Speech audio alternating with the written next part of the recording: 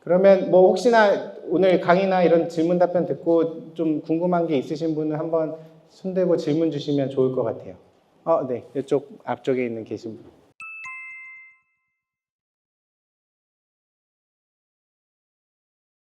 가능은 한데 차용증은 쓰셨어요? 그리고 뭐 이제 2억 넘길 때 뭐 적요란에 차용이나 이렇게 좀 기재를 하셨어요? 그렇게 하셨어요? 이자는 아직까지 한 번도 안 주셨고요. 그러면 사실 어떻게 생각하세요, 대표님? 원래는 2억을 빌려서 한 달, 1년, 2년 안에 갚을 것 같잖아요? 차용증 안 써도 돼요. 내 통장으로 받고 아들 통장에 넣어주면 돼요. 근데 유튜브에서 이거 안 하면 큰일 날 것처럼 얘기하잖아요? 세무공무원들도 지구들 엄마한테 돈 2억 빌릴 때 차용증 다 쓰고 빌린대요? 나도 물어볼 세무공무원들한테. 사람이 인지상정이라고 보통 사회통념상 내가 그 돈을 빌릴 의사를 가졌기 때문에 빌려준 거잖아요.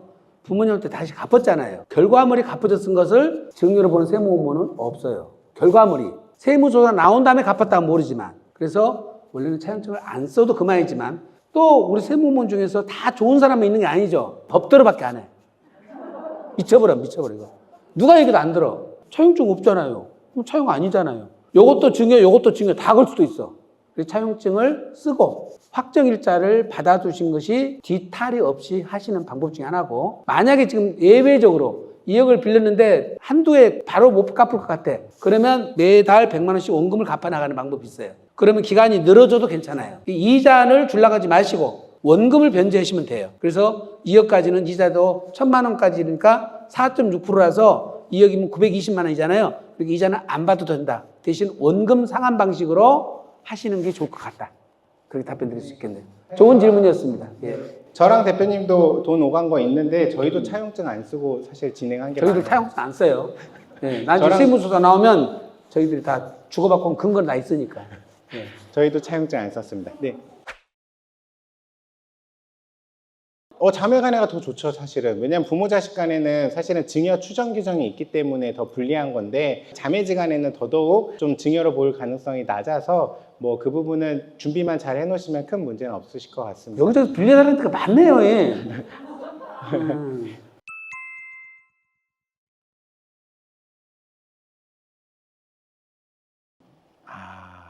제가 먼저 조금 답변 드릴게요. 일단은 우리나라 그 양도세에서 이제 거주자 비거주자가 굉장히 엄격하게 판단을 합니다. 완전 사실관계 판단 사항인데, 저희가 거주자 주장을 한 적도 있고 비거주자 주장을 한 적도 있는데, 저희 질문자께서 결국 직업이 있으세요? 가족분들 다 미국에, 다 한국에 있으시고요. 그럼 어떻게 지금 한국에서 2년 거주를 하실 수 있으세요?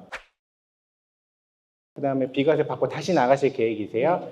그래서 사실 저희가 이제 거주자, 비거주자 판단을 할 때 제일 중요한 건 이제 소득, 직업, 재산 현황, 가족들의 거주지, 그 다음에 이제 그 사회적 어떤 관계, 이런 것들을 주요하게 보고 판단을 하는데, 그러세요? 그러면 이제 제가 볼 때는 국내 거주자로 볼 요소가 뭐 한 3, 4개 있고, 비거주자로 볼 요소가 뭐 한두 개 있고, 이런 상황이에요. 그래서 저희가 판단은 뭐 하고 신고는 하겠지만 실질적으로 거주자 비거주자를 판단하는 주체는 과세관청이다 보니까 개런티하면서 답변을 드릴 수는 없지만, 그래도 거주라는 요건이나 이런 것들을, 그 다음에 그 소득이나 이런 부분에서 그쪽에 내려놓고 또 들어오신다고 했는데 미국의 재산이나 이런 걸 제가 모르지만 그걸 검토를 잘 받고 나서 거주자에 대한 준비를 잘 한다면, 저는 비과세라는 부분에서 거주자로서 양도소득세 신고 부분을 저는 한번 밀어보면서 할 것 같아요.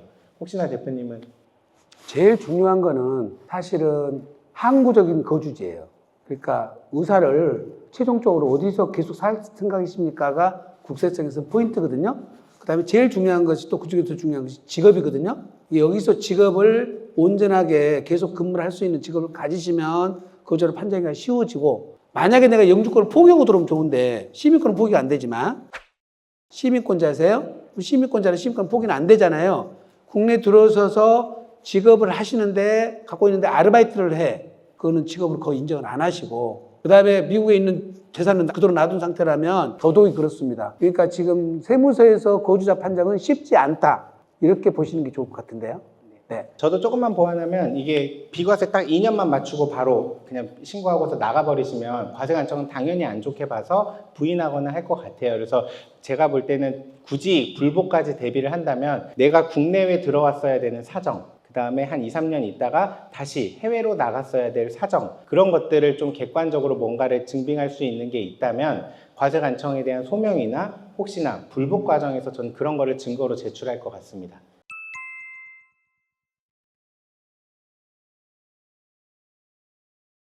엄마가 갖고 있는 지분이 얼마 갖고 있어요? 엄마가 50%, 50억짜리인데 딸 넷이 다 결혼했나요? 다 했어요? 이거는 끝나시고 다솔 오시면 절세 플랜 짜드릴게요. 예. 상담료 안 받고 짜드릴게요. 네. 절세 플랜 있습니다. 예.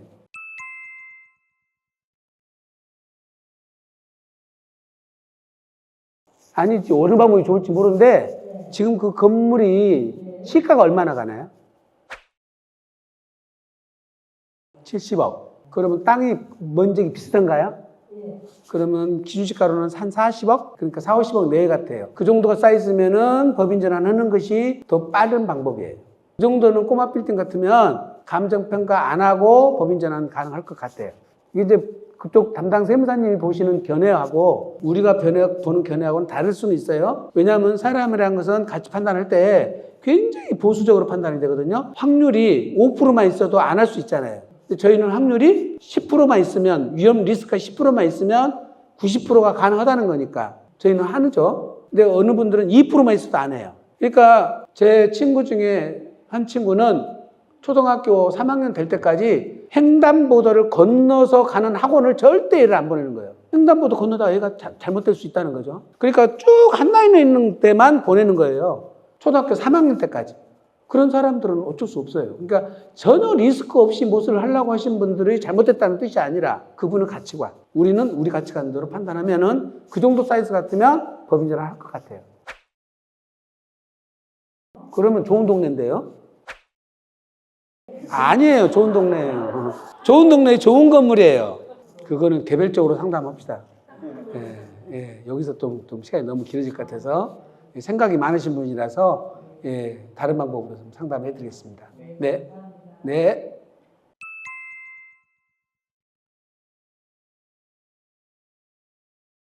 언제 증여하셨어요? 올해 10년 안에 하면 이용가세가 적용되는데 지금 증여가액이 얼마나 되죠? 소형 아파트예요? 나이가 몇 살이에요? 27살. 근데 지금 파시려고? 지금 본인이 소득이 있으면 세대별로 해가지고 2년 지나면 비과세 받을 수 있잖아요.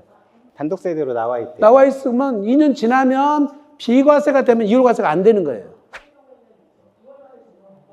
그럼요. 본인이 비과세권을 충족하면 이월과세는 안 받는 거예요. 네. 땡 잡았다. 저쪽 뒤에 계신 남자분 한번 말씀해.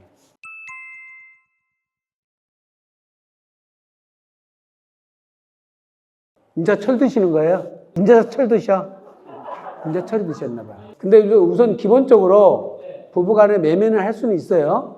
할 수 있으려면 사모님의 원천 자금이라는 것을 입증을 해야 되고 돈이 건너가는 것은 통장을 통해서 건너가야 되고 그 건너간 돈은 받으신 남편분이 사용을 하셔야 되거든요. 이런 조건들이 까다롭게 붙어 있기 때문에 매매는 쉽지는 않을 것 같고요. 반을 증여를 해준다고 치면 대출은 없을 거 아니에요? 본인이 거주를 하고 있으니까 채무도 없잖아요. 15억의 증여로 잡아야 되거든요. 시세대로. 15억 잡아서 6억 빼면은 9억이 증여가액이 되잖아요. 그러면 세금은 약 한 2억 정도 될 것 같아요. 증여세가. 증여세를 대신 내주고 증여를 해 주셔야 되고 조금이라도 절세할 수 있는 방법이 있다면은 감정평가를 받아서 30억 같으면 한 1억에서 2억 정도는 조절이 가능할 것 같거든요. 평가사님하고 상의를 해보시고 요 증여세를 내는 것이 조금 아깝다 싶으면 지분율을 조절을 하는 거예요. 네, 3분의 1만 드리는 거죠. 그러면 10억 되면은 6억 공제 받고 이제 증여세는 더 낮춰지겠죠. 예, 그렇게 해서 10년 후에 한 번 더 주시는 거죠. 그러니까 내가 30년이 살 것 같다. 그러면 이번에 6억 주고 다음에 6억 주고 이렇게 두 번 주는 방법도 있고. 네, 세금 한 푼도 안 내고 대신 30년을 사셔야 돼. 제가 생각할 때는 딱 하나 있는데 그게 뭘까요? 이혼하시면 돼, 이혼. 이혼하시면 돼. 아니 저 이혼만 한 건 아니고 이혼도 방법인데 네. 사실 부부가 말할 수 있는 건 명의신탁이에요. 부부간 명의신탁이었다. 즉 남편 명의로 몰았을 뿐이지 절반은 내 지분이었다를 말씀하시고 싶었던 것 같으시고, 그럼 와이프가 50% 명의신탁이었다라고 하면 아까 부동산 등기 실명법 위반 제가 언급했지만 거기서 예외적으로 하고 있는 게 부부간 명의신탁은 또 과태료가 안 나오는 예외적인 케이스인데, 문제는 입증하실 수 있어야 돼요. 그 절반에 대해서 그냥 와이프랑 내가 뭐 자산도 공동으로 형성했고 실제 내가 절반이 와이프가 절반 거였다, 그 정도로는 세무서에서 인정 절대 안 해줄 것 같고요. 자금을 이렇게 할 때 뭐 그런 부분에서 명의신탁이었다고 한다면 저는 그때 명의신탁으로 해야만 했던 사유라던가 뭐 그런 거가 없으면 사실은 그냥 어떻게 보면 대표님이 받으셨다가 배우자한테 지금 증여하시는 거고, 그때 사실 사모님한테 받은 자금도 문제가 되겠죠. 원래는 그 자금도 문제, 지금 주는 것도 문제, 둘 다 문제 될 수 있으니까 대표님이 말씀하셨던 거를 명의신탁으로 처리하려면 그것도 대비를 잘 하셔야 되고, 아무튼 그 현금 움직이신 것도 좀 문제가 될 수 있을 것 같아요. 그래서 명의신탁이 대표님이 생각하셨던 그나마 좀 적합한 케이스인데 입증이 실제가 그게 아니었으니까, 또 의도하신 게 아니니까 그때 그거를, 그래서 그거 자료를 입증하기가 쉽지 않을 수 있다입니다. 네. 근데 그 마음을 옆에 분이 사모님 아니세요? 아, 아니죠. 같이 모시고 왔어야지. 거기서 딱 들려줬어야 되는데 오늘 저녁에 가서 한번 얘기하세요. 예. 그래요. 어떻든 간에 저희가 유튜브를 시작하면서 일단 시작을 하니까 쉽지는 않은 것 같습니다. 왜냐하면 이게 사람이 한번 책임감이라는 게 생기니까 구독자 수가 늘어나고 여러분들이 기대해 주시고 댓글도 올려주시고 또 어떻게 보면 상담도 굉장히 많이 늘어나시고, 지금 깜짝 놀란 거는요, 제가 깜짝 놀란 단톡방 1,500명 있는 데서 저하고 우리 아들 얘기를 계속 하는 거예요. 싸가지가 있다 없다, 수수료다 비싸다 싸다, 예, 상담은 잘하더라, 똑 부러지더라, 예, 여기저기 다니지 말고 여기 가봐라, 이렇게 막 단톡방에서 막 돌아다니니까 제가 소름이 끼쳤어요.